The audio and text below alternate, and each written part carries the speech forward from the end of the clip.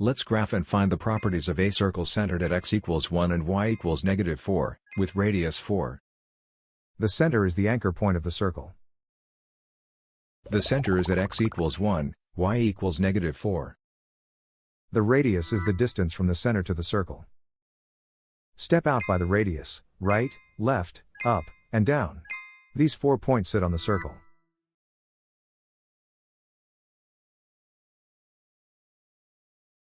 A circle equation uses center shifts on the left, radius squared on the right.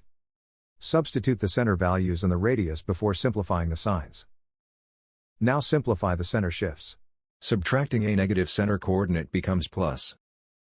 The radius is 4, so 4 squared gives 16. Now we derive the related properties from the radius.